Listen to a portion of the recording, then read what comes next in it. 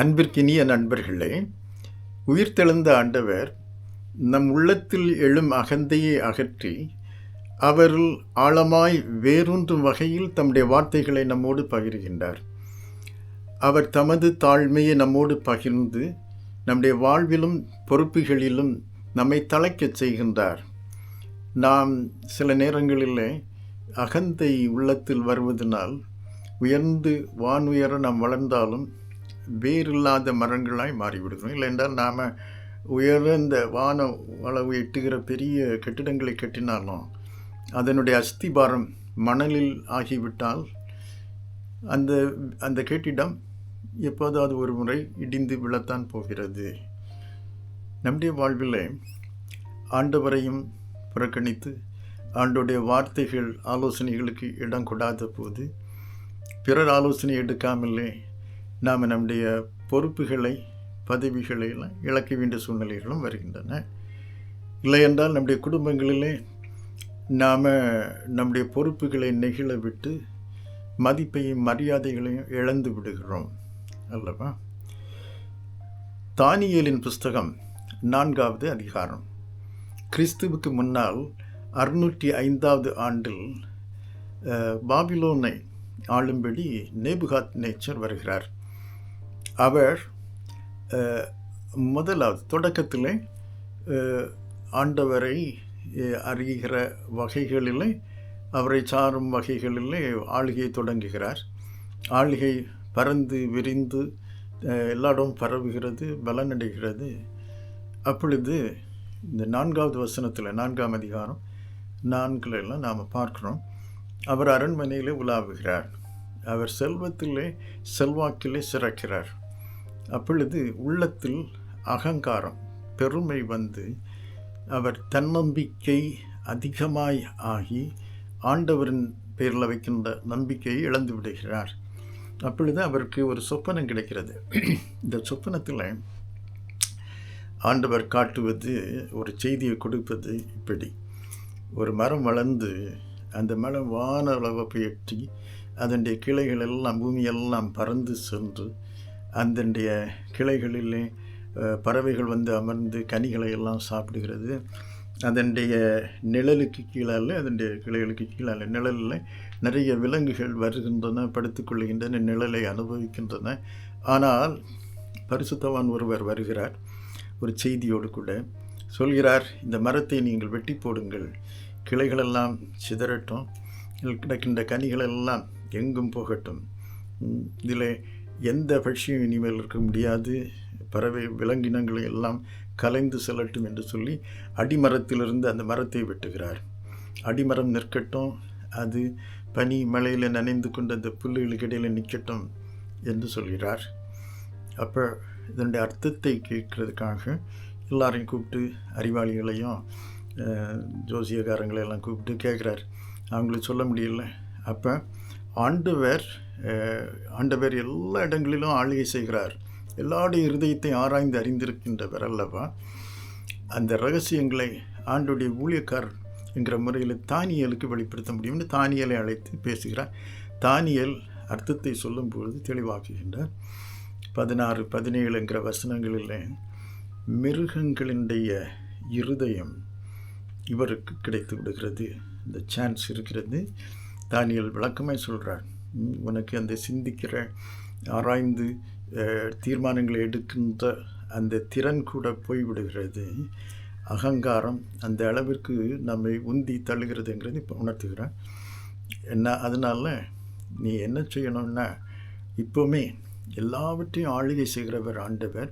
அவர் தம்முடைய சித்தத்தின்படி ஒருவரை தாழ்த்த முடியும், அகந்தையை சிதறடிக்க முடியும், தாழ்ந்திருக்கிறவர்களை எழுப்பி ஆசனத்தில் அமர்த்த முடியும் என்கிறதை உணர்ந்து குறைகளை அறிக்கையிடு, இறங்கி சிறுமைப்பட்டவர்களை அரவணைத்துக்கொள் என்று சொல்லுவார். ஆனாலும் இவர் இருதயத்தை கடினப்படுத்துகிறார். 30வது வசனத்தில் வரும் பொழுது இந்த எச்சரிக்கை கொடுத்து 3 ஆண்டுகள் முடிவதற்குள்ளாலே அவர் சொல்லுகிறார்: இந்த பாபிலோன், மகாபெரிய பாபிலோன், இது நானுடைய பலத்தினாலும் பராக்கிரமத்தினாலும் செய்ததல்லவா, என்னுடைய மேன்மையை மகத்துவத்தை பிரஸ்தாபப்படுத்துவதற்கென்று சொல்லி முடிக்கிறார். முடிக்கிறதுக்குள்ளாலேயே அவருடைய சிங்காசனம் அவருடைய எடுத்துக்கொள்ளப்படுகிறது. அவர் அந்த ஒரு விலங்காய் புல்லுகளோடு மாடுகளோடு கூட சேர்ந்து புல்லை மேய்கிற நிலைக்கு வருகிறார். ஆண்டவர் ஆளுகை செய்கிறார். இது எல்லாருக்கும், பூமியில் உள்ள எல்லோருக்கும் தெரிய வேண்டும். நரஜீவன்கள் இதை அறிய வேண்டும் என்கிறதை இவர் மூலமாக ஆண்டவர் உணர்த்துகிறார் என்று 26, 27 வசனங்களிலே நாம் இந்த அதிகாரத்தில் பார்க்கிறோம். எல்லா மனிதர்களும் அறியும்படியாய் பூமியை ஆளுவது ஆண்டவர். அவர் இதயத்தில் சிந்தையுள்ளவர்களை சிதறடிக்கிறார், தாழ்மை உள்ளவர்களை உயர்த்துகிறார். அவர்தான் இயேசு கிறிஸ்துவாய், இரட்சகராய், இந்த மாதிரி அகந்தையிலிருந்து நம்ம விடுவிக்கும்படியாய் வந்திருக்கிறார் என்று லூக்கா 1ஆம் அதிகாரத்தில் 51, 52 வசனங்களில் மரியாள் அந்த தூதன் வந்து செய்தியை முடித்து இப்படி ஆண்டவர் உலகில் மனு எடுக்கின்றார் என்கிற செய்தியை முடித்த உடனே அந்த பாடலில் அவர் சொல்லுவார், ஆண்டவர் இதை செய்தார். பாலகனாய் உருவாகி வளரும் பொழுது அவர் இருதயத்தில் அகந்தை உள்ளவர்கள் அந்த அகந்தை மாறும்படியாகவும் தாழ்மை உள்ளவர்கள் உயர்த்தப்படும்படியாகவும் அவர் தொடர்ந்து தேவனுடைய ஆளுகையில் அநேகரை அந்த விழிப்புணர்வுக்குள் கொண்டு வந்து கொண்டிருக்கும் பொழுது மத்தேயு சுவிசேஷம் 21ஆம் அதிகாரத்தில் 33 46 வரைக்கும் இருக்கின்ற ஒரு உவமையை சொன்னார். அந்த உவமையில் ஒரு நல்ல ஒரு திராட்சை தோட்டத்தை சரி பண்ணி அதற்கு வேலியை போட்டு காவல் காக்கிற மடத்தை கட்டி குத்தகைக்கு கொடுக்குறாங்க. குத்தகைக்கு கொடுத்து கனிகள் வரும் பொழுது அனுப்புகிறாங்க. உரிமையாளர் அந்த கனிகளை சேகரிப்பதற்காக அனுப்புகிறாங்க. ஒவ்வொரு முறையும் யார் சென்றாலும் அவங்க அடிக்கிறாங்க, உதைக்கிறாங்க, கல்லெறிந்து கொள்கிறாங்க.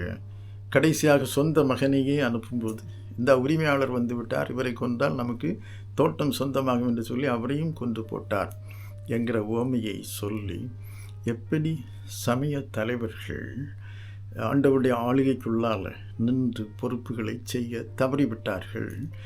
ஆண்டவர் கொடுத்த அந்த உக்ரானத்துவத்தை அல்லது பொறுப்பை உரிமையாக எடுத்துக்கொண்டு தங்களுடைய அதிகாரத்தை, தங்களுடைய செல்வாக்கு புகழை நிலைநிறுத்துவதற்காக, அவங்க அதை நிலைநாட்டுவதற்காக என்று சொல்லி ஆண்டவருடைய சாயலில் இருக்கிற பிறரை உதறி தள்ளவும் நிராகரிக்கவும் அவர்களை ஒடுக்கவும் ஆரம்பித்து விட்டார்கள் என்று சொல்வார்.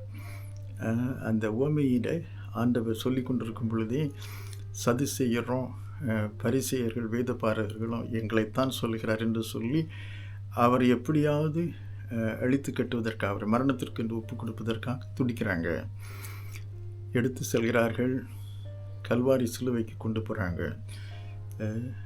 ஆனால் அந்த சிலுவையின் உச்சகட்டத்தில் சொல்லும் பொழுது ஆண்டவர் அவருடைய வாழ்வு முழுவதும் எப்படி தாழ்மையை தரித்து வந்தார் என்கிறதுடைய உச்சகட்டமாய் பிலிப்பியர் 2ஆம் அதிகாரத்தில் சொல்லப்பட்டிருக்கிற மாதிரி தேவாதி தேவன், தேவகுமாரன் பிதாவுக்கு சமமாய் இருப்பதை ஒரு பெருமையாய் கொள்ளையடித்த பொருளாக எடுக்காமல் தம்மை இந்த அவமானம் நிறைந்த சிலுவை மட்டுக்கும் தாழ்த்தினார், தாழ்மையை பகிர்கின்றார்.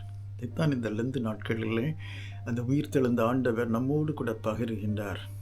அகந்தையை மாற்றி தாழ்மையை பகிர்கின்றார், நம் வாழ்வை தழைக்க செய்கின்றார். பொறுப்புகளில் ஒரு ஒரு செழுமை, அதில் கனிகள், ஆண்டவர் எதிர்பார்க்கிற பலன்கள் வரும்படியாய் ஆண்டவர் நமக்கு துணை செய்கின்றார். நாம் ஆண்டவருடைய ஆளுகைக்குள்ளால் இருக்கிறோம். அவருடைய மீட்பு, அவருடைய ஆளுகையில் நமக்கு கிடைக்கின்ற ஒரு பெரிய ஆசீர்வாதம். ஆண்டவர் இப்போது கூட நம்மை அவர்கள் ஆழமாய் வேறுண்ட செய்யும்படியாய் அவருடைய வார்த்தையை பகிர்கிறார்.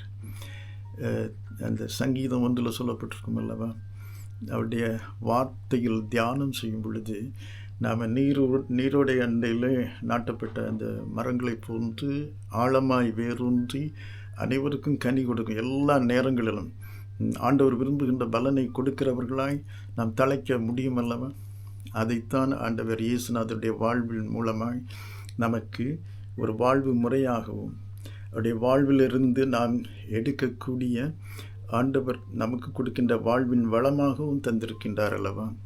தாழ்மையோடு கூட ஆண்டவரை பிதாவே என்று அழைத்து பெற்றோராய் ஆண்டவரை அறிந்து கடவுளை பெற்றோராக எடுத்து உம்முடைய சித்தம் நடக்கட்டும், என் சித்தம் அல்ல என்று ஒப்பு கொடுத்து ஆண்டவர் அந்த கல்வாரி சிலுவையின் கடைசி நிமிடம் வரைக்கும் தாழ்மையை பகிர்ந்து வாழ்வை வழங்கி கொண்டே இருக்கிறான். சிலுவையை கடந்து தொடர்ந்து உயிர் தெழுந்து தம்முடைய அதே ஆவியானவரை நம்முடைய உள்ளத்திலே தந்து நம்மில் இருக்கின்ற அகங்காரத்தை மாற்றி தாழ்மையை முழுவதாக எடுத்துக்கொள்ள நமக்கு அவர் இன்றும் துணை செய்கின்றார் அல்லவா? நம்முடைய வாழ்வில் எந்த பகுதியில் நாம் இன்னைக்கும் பெருமையோடு இருக்கிறோம், எம் கரத்தில் இருக்கிற நான் சாதித்து விடுவேன் என்று சொல்கிறோம். அந்த அகங்காரத்தை எடுத்து போட ஆண்டவரால் மட்டும்தான் முடியும். அந்த சதுசேயர்களிடத்தில் பரிசு இடத்துல ஆண்டவர் சொன்னார், இந்த கல்லில் மோதுகிறவன் நொறுங்கி போவான். பொருள் என்ன? அந்த அகந்தை அப்படியே மாறிப்போகும், நொறுங்கி சின்ன பின்னமாய் உடைந்து விடும். ஆண்டவர் பாதத்தில் விழுந்தால் அகந்தை அகன்று விடும். ஆனால் அதே நேரத்தில் இந்த கல் யார் மேல் விழுமோ அது நன்றாயிராது. பொருள், ஆண்டவருடைய நியாய தீர்ப்பும் வர சான்ஸ் இருக்கிறது, வாய்ப்பு இருக்கிறதுங்கிறது மறக்கக்கூடாது. அந்த நேபுகாத் நேச்சார் பாபிலோன் மன்னர், அவர் ஆண்டவருடைய அந்த திட்டத்தை உணர்ந்து தன்னை தாழ்த்தி ஆண்டவர் என்றென்றைக்கும் ஆளுகிறவர், அவருடைய அதிசயங்களை அற்புதங்களை விவரிக்க முடியாது என்று சொல்லித்தான் அந்த கடிதத்தை தொடங்குகிறார். அந்த தானியேல் 4 தொடக்கத்தில் சொல்கிறார், அந்த ஆண்டவர் திருப்பி அவருக்கு அந்த பொறுப்பை கொடுத்தார். அவர் ஆண்டவரை ஏறிட்டு பார்த்து தன்னை தாழ்த்தினார், அகங்காரத்திலிருந்து வெளியே வந்தார், தாழ்மையை எடுத்தார். அவருடைய உள்ளமும் ஆண்டோடைய உள்ளமும் இசைந்த பொழுது மீண்டும் மன்னரானார். இங்கே கல்வாரி சிலுவையிலே ஆண்டவர் குற்றங்களை, நம்முடைய எல்லா விதமான தவறுகளையும் தம் பேரில் ஏற்று முற்றிலுமாய் அவைகளிலிருந்து நம்மை விடுவித்திருக்கின்றார் அல்லவா? நம்மை ஒப்பு கொடுப்போம், ஆண்டவர் நம்மை வழி நடத்துவார். ஜெபிப்போம். எங்களை நேசிக்கிற அன்பின் ஆண்டவரே, எங்களுடைய கரங்களிலே தந்திருக்கிற பொறுப்புகளை நாங்கள் ஆண்டவரே மோடி இணைந்து நின்று உடைய வார்த்தை ஆலோசனைகளுக்கு செய்ய நிறைவேற்றும் கிருபைகளை எங்களை தாரும். தவறிவிட்ட காரியங்களை கர்த்தர் மன்னித்ததற்காக நன்றி செலுத்துகிறோம். இன்னமும் ஆண்டவரே இப்படி மன்னிப்பில் நாங்கள் பங்கெடுக்கணும். தொடர்ந்து ஆண்டவரே எங்களை வழி நடத்துகின்ற ஒவ்வொரு நாளிலும் எங்கள் பொறுப்புகள் இல்லை ஆண்டவர், நீர் எதிர்பார்க்கிற பலன் கனியும்படியாய் நம்முடைய ஆவியானவர் எங்களை துணை செய்ய வேண்டும். எங்கள் கூடவே எங்களை வழி நடத்துவதற்காக அவரை தந்திருக்கிறீரே, ஸ்தோத்திரம். கரத்தில் எங்களை ஒப்பு கொடுக்கின்றோம். இன்றைக்கு மட்டுமல்ல, தொடர்ந்து இழந்து காலங்களை கடந்தோம். உம்மோடு கூட ஜபிக்க, உம்மோடு கூட உம்முடைய வார்த்தையை கேட்டு அதை தெளிவாக உம்முடைய சத்தியத்தை தெளிவாய் உணர்ந்து ஏற்றுக்கொள்ள தொடர்ந்து ஆண்டவர் எங்களுடைய பொறுப்புகளிலே உம்முடைய நற்கிரியைகளை தொடரத்தக்கதாய் கர்த்தர் எங்களை வழி நடத்துவீராக. உமக்கே மகிமையை கொடுக்க உதவி தாரும். இயேசு மீட்பர் மூலமாக நாங்கள் ஜெபிக்கிறோம். ஜெபத்தை கேள நல்ல பிதாவே, ஆமேன்.